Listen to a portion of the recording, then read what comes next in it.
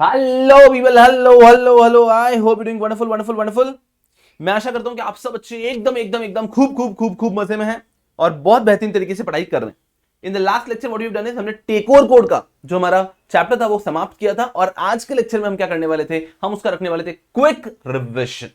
Clear है? तो इस क्विक रिवीजन के बाद में हम कुछ एडिशनल टॉपिक्स भी देखेंगे, कुछ बहुत बेहतरीन टॉपिक्स भी देखेंगे। तो यहां पर we are all here for quick revision. Are you all set to revise? Are you all set to revise? Are you all set to revise? Just tell me, are you all set to revise?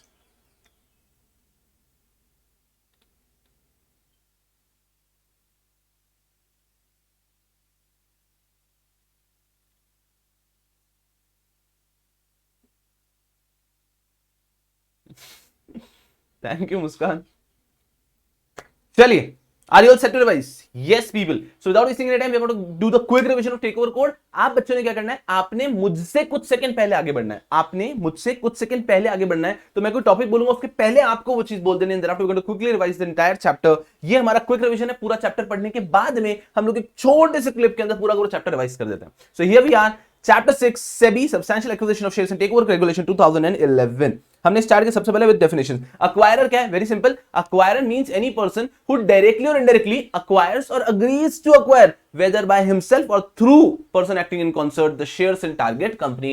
acquirer की simple definition है कि एक ऐसा व्यक्ति जो कि target company में shares acquire करने की कोशिश करता, person is known as acquirer। The name itself speak for इतना। Then comes target company. ये भी वही, जिस कंपनी के शेयर्स अक्वायर किए जा रहे हैं उस कंपनी को कहा जाता है टारगेट कंपनी। मुझे बताओ, acquirer has to be mandatorily a company क्या? Is acquirer required to be a company mandatorily? Just tell me. No. Target company has to be a company. Acquirer can be a company or an individual or anything like that. चलो, फिर हमने पढ़ी बहुत बेहतरीन definition of frequently traded shares. Do you remember? Frequently traded shares कैसे check करते हैं? हम एक कंपनी के शेयर्स देखेंगे, we'll see the shares of a company। उस कंपनी के शेयर्स में पिछले 12 महीने में कितनी ट्रेडिंग हुई है, लास्ट 12 मंथ्स में कितनी ट्रेडिंग हुई है। If the number of shares traded are at least dash of the total number of shares, then it will be a frequently traded shares। कितना कितना कितना? 10%। If the shares in which trading has actually taken place is 10% or more of the total number of shares listed for last 12 months, तो वो होगा frequently traded shares। तो एक company के total shares जो लिस्टेड है for last 12 months, it is 1 lakh. तो अगर 10,000 या उससे ज्यादा शेयर्स में ट्रेडिंग होती है तो वो फ्रीक्वेंटली ट्रेडेड शेयर्स की कैटेगरी में आएगा। चलो मुझे बताओ, अगर एक कंपनी मल्टीपल स्टॉक एक्सचेंज पे लिस्टेड है तो कौन से स्टॉक एक्सचेंज का लेंगे या फिर कंबाइंड लेंगे? मल्टीपल स्टॉक एक्सचेंज पे लिस्टेड है तो कौन सा लेंगे? जहां पे हाईएस्ट शेयर्स में ट्रेडिंग हुई है। ठीक है, मुझे बताओ, अगर पिछले साल भर में हमारे number of shares he fluctuate हो गए, कभी ज्यादा थे कभी कम थे, बायबैक हुआ है, शेयर्स इशू हुए, तो फिर क्या लेंगे? तो टोटल नंबर ऑफ शेयर्स की जगह क्या लेंगे?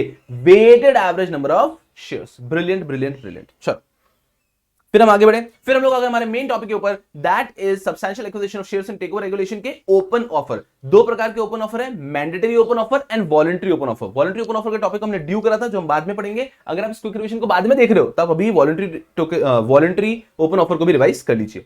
मैंडेटरी ओपन ऑफर हमने यहां पे पढ़ा था। मैंडेटरी ओपन ऑफर के अंदर हमने दो ट्रिगर पॉइंट पढ़े थे, दो ट्रिगर पॉइंट। सबसे पहला ट्रिगर पॉइंट बात करता है, if any acquirer along with PSC intends to acquire such a number of shares that his total holding will touch how much 25% or more, then he will have to first give a mandatory open offer for at least 26% of the total share capital of target company। तो कोई भी acquirer along with PSC अगर इतने shares acquire कर रहा है in the target company that his holding is touching 25, then he will have to first give a mandatory open offer for at least 26%।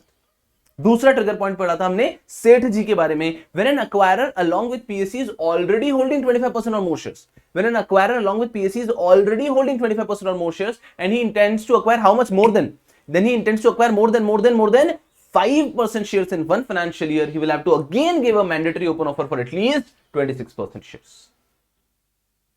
Clear है हम लोग? ये दो ट्रिगर पॉइंट थे। पहला ट्रिगर पॉइंट है, when an acquirer along with PSC acquires such number of shares that his holding will touch 25% in the target company, he will have to first give a mandatory open offer to at least 26% of the total share capital of the target company। Second trigger point is when an acquirer along with PSC is already holding 25% or more shares। सेठ जी है ये, this person is intending to acquire more than 5% shares in one financial year in the target company, he will have to first give a mandatory open offer for at least 26%। इसी का second trigger point को, इस कान को इस तरह से ना पकड़ते हुए मैं इस तरह से भी पकड़ सकता हूं, that concept is known as creeping acquisition. Creeping acquisition means what? If any acquirer who's already holding 25% or more shares, any acquirer who's already holding 25% or more shares intends to acquire up to 5% shares in one financial year, up to 5% shares in one financial year, this person is not required to give any open offer. This person is not required to give any open offer. Brilliant. I don't think किसी भी बालक को यहां तक तो कोई परेशानी होगी, सवाल ही पैदा नहीं होता है। मुझे एक बात बताओ, जब ये एक्विजिशन देखते हैं, ग्रॉस देखते हैं, नेट देखते हैं, ग्रॉस देखते हैं, नेट देखते हैं, ग्रॉस देखते हैं, नेट देखते हैं, ग्रॉस देखते हैं, नेट देखते हैं, ग्रॉस देखते हैं, नेट देखते हैं, ग्रॉस एक्विजिशन देखते हैं। क्लियर है? उसके बाद में हमने वॉलंटरी ओपन ऑफर को ड्यू कर दिया था। फिर हम लोग आगे बढ़े कंडीशनल ऑफर पे। कंडीशनल ऑफर के अंदर हमने कुछ ऐसा पढ़ा था कि if at all any person intends to acquire such number of shares and he makes a conditional offer. Conditional offer का मतलब क्या है? He specifies some minimum level of acceptance. तो जो पब्लिक ऑफर वो देता है 26% का, उसमें अगर एक अक्वायरर ने मिनिमम लेवल ऑफ एक्सेप्टेंस लगा दिया है कि मुझे इतने शेयर्स मिले तो ही मैं कोई भी शेयर अक्वायर करूंगा, if the acquirer specifies any minimum number of shares to be acquired in his mandatory open offer, if the minimum level of acceptance is not reached, he will not acquire any share from the open offer or under the share purchase agreement. मतलब समझ में आ रहा है? अगर minimum level of acceptance touch नहीं होता है तो वो ओपन ऑफर से तो कुछ भी नहीं लेगा, साथ में वो जो शेयर परचेज अग्रीमेंट था उससे भी वो एक पैसे का शेयर भी नहीं लेने वाला है। एग्जांपल, शुभम शुक्लेचा इज अक्वायरिंग से for example 30% shares in Reliance, 30% shares in Reliance. तो मैंने 30% का अग्रीमेंट कर लिया, अब मैं मैंडेटरी ओपन ऑफर देने वाला हूं। मैंने यहां पे कह दिया मिनिमम लेवल ऑफ एक्सेप्टेंस मुझे 20% तो चाहिए ही चाहिए, 30% यहां से अक्वायर कर लिया। मैंडेटरी ओपन ऑफर में मैंने मिनिमम लेवल ऑफ एक्सेप्टेंस लगा दिया 20% का, and I have given a conditional offer. अब पब्लिक से अगर मुझे 20% नहीं आए, सिर्फ 10% आए, तो मैं वो 10% भी अक्वायर नहीं करूंगा, ये 30% भी अक्वायर नहीं करूंगा।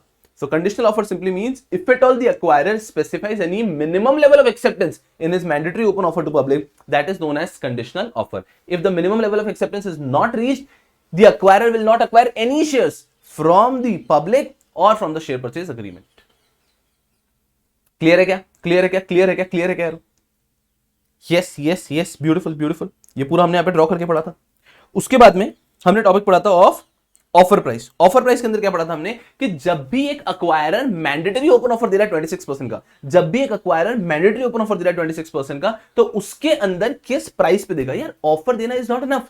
आप शेयर होल्डर को कह रहे हो कि हम आपको एग्जिट अपॉर्चुनिटी दे रहे हैं, that is not enough. Exit opportunity is not enough. आपको साथ में क्या देना होगा? एग्जिट अपॉर्चुनिटी के साथ में देना होगा जेन्युइन प्राइस। तो फिर इस रेगुलेशन में लिखा है कि क्या प्राइस पे ऑफर होगा। 4 प्राइसेस निकाली गई और उसमें से जो हाईएस्ट होगी, उसमें से जो हाईएस्ट होगी वो बनेगी हमारी offer price under the mandatory open offer. So इन चारों की जो हाईएस्ट होगी that will become the offer price under the mandatory open offer. ठीक है, इसके अंदर we are presuming that the shares are frequently traded. मैं फ्रीक्वेंटली ट्रेडेड का पढ़ा देता हूं, तो इन फ्रीक्वेंटली ट्रेडेड में एक ही तो पॉइंट चेंज होता है, फोर्थ वाला। चलो फ्रीक्वेंटली का पढ़ते हैं, क्या होता है? पहला पॉइंट, 4 फॉर्मूला से 4 प्राइस आएगी, इसमें से जो हाईएस्ट प्राइस होगी वो होगी ऑफर प्राइस। पहला formula, highest negotiated price under the share purchase agreement triggering the open offer, कि जिस कारण से ओपन ऑफर देना पड़ा, जिस कारण से ओपन ऑफर ट्रिगर हुआ है, उसमें जो हाईएस्ट एक्विजिशन प्राइस है, तो highest acquisition price triggering the open offer यहां पे। Second, volume weighted average price of all the acquisition by the acquirer in preceding 52 weeks, in preceding 52 weeks. तो volume weighted average price of all the acquisition by the acquirer in preceding 52 weeks. Highest price paid by the acquirer among his acquisition in preceding 26 weeks. याद आ रहा है? 52 weeks में acquirer ने जो भी acquisition किया उसका वॉल्यूम वेटेड एवरेज लेते हैं, और लास्ट 26 वीक्स में अक्वायरर ने जो भी अक्वायर किया उसका हाईएस्ट प्राइस लेते हैं, और लास्ट में लेते हैं हम लोग। ये अभी तक तो सेकंड और थर्ड पॉइंट में हमने सिर्फ अक्वायरर के एक्विजिशन को कंसीडर किया था। लास्ट में करेंगे volume weighted average price of all the trades in the market, volume weighted average price of all the trades in the market in preceding 60 trading days. ये हम पहले भी एक जगह पे पढ़ चुके हैं।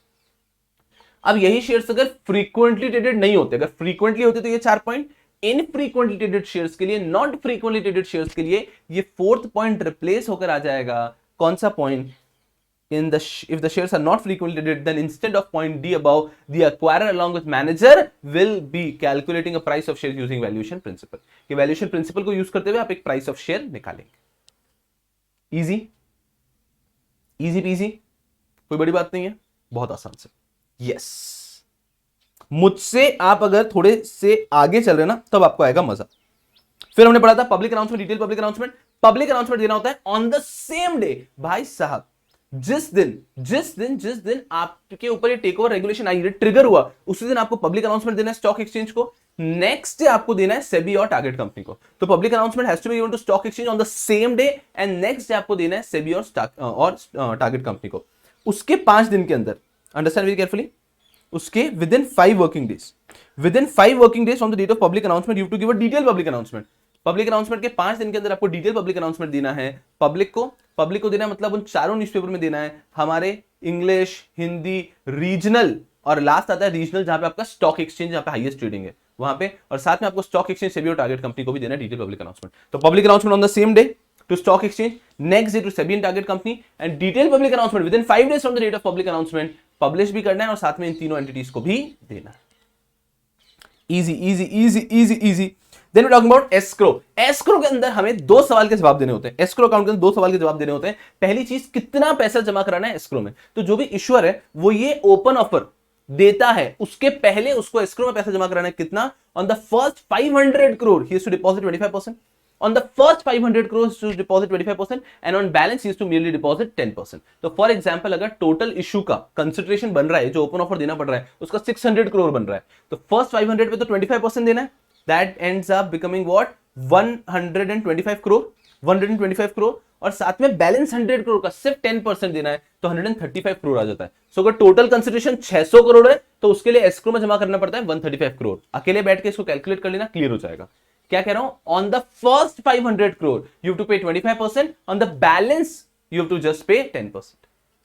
ओके, फिर आता है बाय व्हेन टू डिपॉजिट। आखिर कब डिपॉजिट करना है? अजी याद आ रहा है कि आपको याद आ रहा है हमने कैसे पढ़ा था? ये चीट कोड। आज भाई साहब जो घर पे बैठ के लेक्चर देख रहे हैं, छुट्टी का दिन है, हो सकता है माता पिता सुन रहे होंगे, तो अपना चीट कोड मत बोल देना कि कैसे याद किया था, याद रखो। लेकिन हमें जो याद है फाइनल क्लियर होना चाहिए। Not later than 2 days prior to the date of detail public announcement, not later than 2 days prior to the date of detailed public announcement, not later than 2 days prior to the date of detailed public announcement, not later than 2 days prior to the date of detailed public announcement। यहां पर याद आ रहा है 5th August date of detail public announcement, उसके 2 दिन पहले 3rd August not later than this date. इस तरह से याद किया था हमने, इस तरह से याद किया था। ये डिटेल पब्लिक अनाउंसमेंट है, so not later than 2 days prior to the date of detailed public announcement। उल्टा पढ़ते हैं, date of detail public announcement है, उसके 2 दिन पहले 3rd August आ गया, अगर 5th August यहां पर है, इसके पहले नहीं होना चाहिए। So not prior to the date of, not later than 2 days prior to the date of public announcement. तो अगर 5th August आपका डिटेल पब्लिक अनाउंसमेंट है तो उसके पहले 3rd August के पहले एस्क्रो में पूरा पैसा जमा हो जाना चाहिए, इसके बाद में नहीं होना चाहिए। सो हमने यहां पे लिखा था by when to deposit not later than 2 days prior to the date of detailed public announcement, not later than 2 days prior to the date of detailed public announcement, not later than 2 days prior to the date of detailed public announcement। Are you all with me up till here? Are you all with me up till here? यहां तक सब लोग मेरे से आगे बोल पा रहे हैं ना, मुझसे एक स्टेप आगे चलना है। चलो, फिर आता है सिंपल सा प्रोसीजर को तो हमने बहुत ही बेहतरीन तरीके से पढ़ा था। ये तो उसकी फीस वाला पार्ट हो गया। प्रोसीजर हमने पढ़ा था बहुत ही प्यार से। ये रहा प्रोसीजर, फोकस करो अच्छे से। हमने क्या पढ़ा, सबसे पहले आपको क्या करना होता है, ओपन ऑफर जिस चीज से ट्रिगर हो रहा है, ठीक है, ओपन ऑफर हो गया, ट्रिगर कर दिया, उसी दिन पब्लिक अनाउंसमेंट दे दिया, उसके within 5 days you have to give a detail public, मुझसे आगे सोचना है, उसके 5 दिन के अंदर डिटेल पब्लिक अनाउंसमेंट देना है, उसके 5 दिन के अंदर आपको ड्राफ्ट ऑफर डॉक्यूमेंट दे देना है सेबी को। अब आप पब्लिक ऑफर करना चाह रहे हो तो पहले ड्राफ्ट ऑफर डॉक्यूमेंट सेबी को दे देना है कि ये ऑफर डॉक्यूमेंट सबको दिखा के उनके शेयर्स एक्वायर करने वाले। ड्राफ्ट ऑफर डॉक्यूमेंट दे दिया सेबी को, दे दिया। उसके बाद में ये क्या होता है, सेबी को अपने कमेंट देने होते हैं विद इन 15 days। जैसे कि नॉर्मल आईसीडीआर में आपने 30 days पढ़ा है ना, यहां पर होता है 15 days। SEBI has to give all the comments within 15 days। अगर सेबी ने कोई भी 15 दिन के अंदर कमेंट नहीं दिए हैं, अगर सेबी ने 15 दिन के अंदर कमेंट नहीं दिए हैं, then the draft offer document itself becomes offer document. Normal जैसा होता है, ठीक है। एक बार ऑफर डॉक्यूमेंट फाइनलाइज हो गया, ऑफर डॉक्यूमेंट कब फाइनलाइज होता है, या तो जब उन्होंने आपको उनके ऑब्जर्वेशंस दे दिए तब फाइनल हो जाएगा, या फिर 15 दिन एक्सपायर हो गया तो फाइनल हो जाएगा। तो जिस दिन ड्राफ्ट ऑफर डॉक्यूमेंट फाइनल हो गया उसके 7 दिन के अंदर आपको ऑफर डॉक्यूमेंट शेयर होल्डर्स को देना है, और उसके 12 दिन के अंदर टेंडरिंग पीरियड स्टार्ट हो जाना चाहिए। Tendering period will work for 10 days। जैसे ही टेंडरिंग पीरियड ओवर होता है उसके 10 days के अंदर आपको सारी कंडीशंस कंप्लायंस खत्म कर देना है, including payment of the money. नहीं, मुझे लगता है आपको याद ही नहीं है, अकेले देखो, याद करो। ट्रिगर हो गया, पब्लिक अनाउंसमेंट देना है उसी दिन, उसके 5 दिन के अंदर डिटेल पब्लिक अनाउंसमेंट, उसके 5 दिन के अंदर draft offer document to SEBI, फिर वेट करो ड्राफ्ट ऑफर डॉक्यूमेंट को ऑफर डॉक्यूमेंट बनने में। कब बनेगा? या तो 15 दिन एक्सपायर हो गए, या फिर उन्होंने जैसे ऑब्जर्वेशन बता दिए, फाइनल हो गया ऑफर डॉक्यूमेंट। जैसे ही ऑफर डॉक्यूमेंट फाइनल हो गया, उसके 7 डेज के अंदर पब्लिक तक पहुंचाओ, उसके 12 डेज के अंदर टेंडरिंग पीरियड ओवर स्टार्ट हो जाना चाहिए। टेंडरिंग पीरियड चलेगा कितने टाइम तक? 10 डेज तक। और टेंडरिंग पीरियड जैसे ही खत्म हो जाएगा, उसके 10 डेज के अंदर आपको हर एक शेयर होल्डर उसका पैसा भी दे देना है और साथ में जो कंप्लायंस है वो भी खत्म कर लेना है। नहीं, मैं मान ही नहीं रहा हूं कि आपको याद है। आपको याद ही नहीं, आप गधे हो, आपको याद ही नहीं हो रहा है। अकेले देखो कि याद हो रहा है क्या, नॉट विथ मी, अकेले देखो। First step 5 days, 5 days, wait 7 days, 12 days, 10 days, 10 days. देखो प्रोसीजर याद आ रहा है क्या? अकेले देखो, केयरफुली केयरफुली केयरफुली केयरफुली।